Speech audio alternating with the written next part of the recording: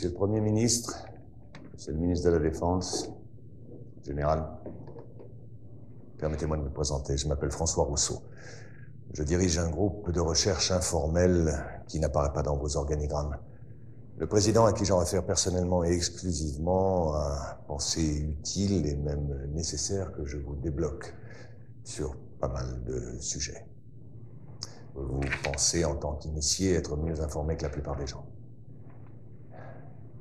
Permettez-moi d'en douter. En ce moment même, il se passe des choses suffisamment graves pour que les informations et les documents que je vous réserve vous soient divulgués. Voilà, une opération de manipulation inégalée à ce jour à l'échelle planétaire est en train de se mettre en place. Ce sera le sujet final de mon intervention. En ce qui concerne notre époque, tout a vraiment démarré juste avant la Seconde Guerre mondiale. Hitler a brisé certains tabous, comme celui d'avoir recours à l'occultisme ou aux sociétés secrètes. Lahnenerbe, une organisation nazie assignée entre autres à la recherche archéologique et anthropologique, a trouvé ça au cours d'une expédition en Afghanistan. Cet objet volant est appelé Vimana ou Astra par les hindous. D'ailleurs, au cours d'une exploration des sous-sols par les Russes et les Chinois en 1927, des traces d'explosions nucléaires très anciennes ont été décelées. Certaines couches sédimentaires ont été vitrifiées atomiquement il y a 50 000 ans. On peut constater le même phénomène autour de sites de tests nucléaires actuels. Vous devez comprendre qu'Hitler, par ses découvertes, qu'il prend très au sérieux, va ouvrir une boîte de Pandore qu'aucun gouvernement, ami ou ennemi, ne souhaitera refermer par la suite. Derrière l'histoire tragique que nous connaissons tous, une théorie basée sur l'existence de 4 lunes, associées aux 4 cycles géologiques.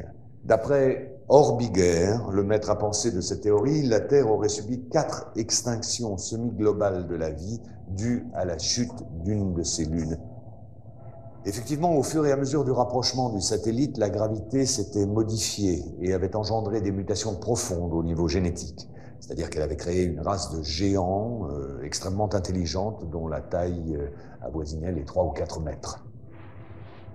Quelques dizaines de milliers d'années plus tard, la Lune s'écrase. L'impact provoque une sérieuse élévation des mers et un hiver global de type nucléaire. Cette race de géants va disparaître en raison d'une gravité terrestre devenue trop forte et très incapacitante en raison de leur taille hors du commun. Hitler a été initié à ces doctrines et les prises de contact avec le Tibet notamment ont été nombreuses et régulières. Les nazis cherchaient le contact avec les survivants d'anciennes civilisations détentrices de technologies anciennes, comme les Vimana décrits précédemment. Une de ces civilisations a essaimé tout autour de la planète plus de 600 pyramides de pierre, de terre, voire de fer. Ces pyramides sont presque toutes orientées de la même manière, ont toutes des proportions issues du nombre pi et sont toutes situées sur des nœuds magnéto-telluriques. Les plus vieilles sont en Asie. 2 d'entre elles sont immergées, une au sud du Japon à Okinawa, une autre au sud de Cuba. Les 2 ont été construites il y a environ 12 000 ans. Si j'ai commencé par ces petits rappels archéologiques, c'est que notre civilisation est la 4e du cycle que je vous ai décrit précédemment. Oui, je sais, ça peut vexer notre orgueil, nous ne sommes ni les premiers, ni les derniers. Vous comprenez alors que l'étude et la compréhension des quelques prototypes récupérés étaient la priorité absolue, afin d'assurer aux nazis la domination du ciel, alors que les Alliés misaient sur la maîtrise de l'atome et la fabrication des premières bombes nucléaires. Ces bases secrètes abritaient toutes des recherches supervisées par les nazis. Dans l'une de ces bases travaillait Victor Schauberger, le père des ovnis nazis. Schauberger dirigeait l'unité Vril chargée de la recherche sur l'antigravitation. Il est mort en 1958 au Texas, alors qu'il travaillait sous la protection des États-Unis à l'amélioration de ses propres soucoupes volantes devenues depuis américaines. Vous allez vite comprendre que 70% des phénomènes aériens inexpliqués sont humains et n'ont rien d'extraterrestre. Une fois la Deuxième Guerre mondiale terminée et la technologie nazie pillée systématiquement par les Américains et les Russes, l'enjeu premier était de continuer, voire d'achever la recherche nazie dans le plus grand secret. Le projet Rainbow, connu surtout pour l'expérience de Philadelphie, en a été la preuve immédiate. Le scientifique von Neumann, qui collaborait avec Albert Einstein et Nikola Tesla pour le compte de la Navy, a réussi à téléporter par accident un bâtiment de guerre, l'USS Eldridge. Ces photos, fournies par Maurice K. Jessup avant sa mort suspecte, sont les rares témoignages de cette expérience unique en son genre. À la même période, les premiers essais de prototypes à technologie indo-aryenne ne passaient pas inaperçus. Les militaires devaient trouver une parade plus efficace que la mise au secret. C'est à peu près à la même période que Kenneth Arnold, pilote de l'US Air Force et agent de la CIA, lance la plus grande opération de manipulation sur l'existence des ovnis.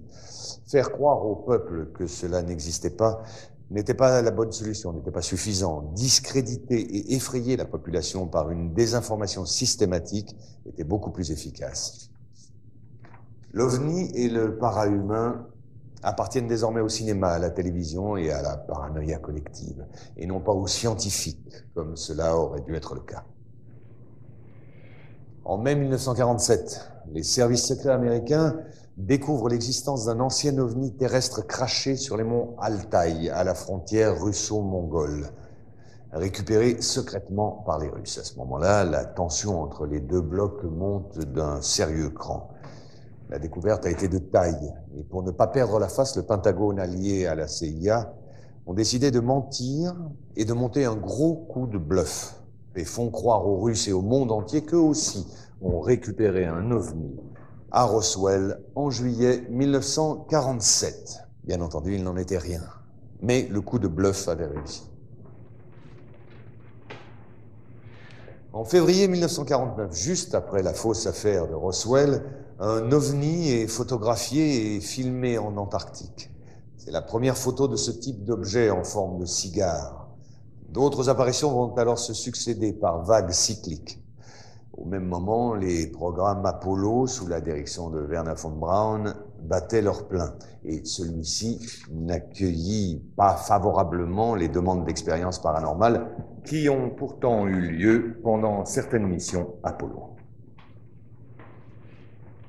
Ceci est la dernière expérience connue sur l'amplification psychique et télépathique ainsi que sur la détection de particules psytrons émises par le yogi vers la capsule Apollo.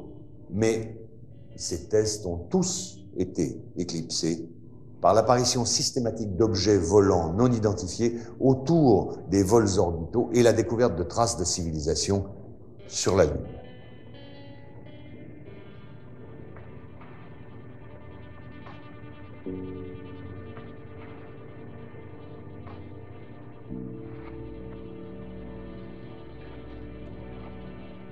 La NASA a dû faire face à une avalanche de données et de preuves embarrassantes. La seule solution a été de tout mettre sous secret défense. En 1961, la directive JASON met en place un service spécial de retouche d'images. Le but est d'effacer toute trace de civilisation ou de ruines sur la Lune, concernant bien évidemment seulement les clichés à destination du grand public et de la presse. Voilà, au mois de juin 1965 est apparu ça, sur un relevé satellite dans la zone des îles de la Déception, au sud de l'Argentine. Les Russes ont tenté de saborder l'opération de renflouage sans y parvenir, malgré la violence de l'affrontement. L'objet volant a finalement été ramené sur la base d'Edwards, en Californie. Et 10 ans plus tard, le premier drone antigravitationnel à propulsion magnéto-hydrodynamique, ou MHD, a fait son premier vol d'essai dans le désert environnant la base d'Edwards, et pas mal de prototypes ont vu le jour.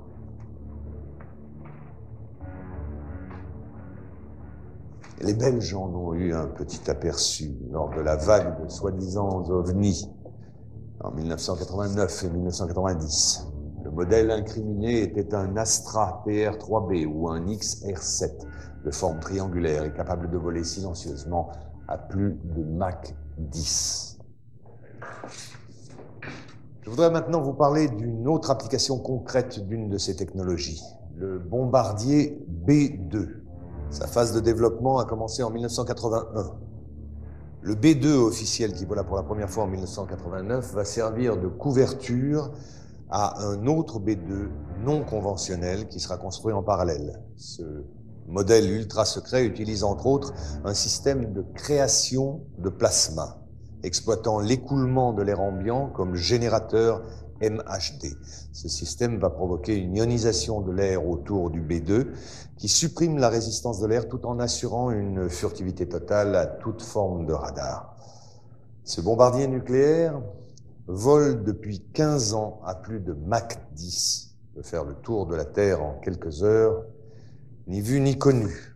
Évidemment, ces recherches militaires vont susciter pas mal de retombées commerciales. Ces 10 dernières années ont vu apparaître des dizaines d'armements non létals, comme les e-bombes ou bombes électromagnétiques, ainsi que des armes à micro-ondes et bien sûr les lasers de puissance.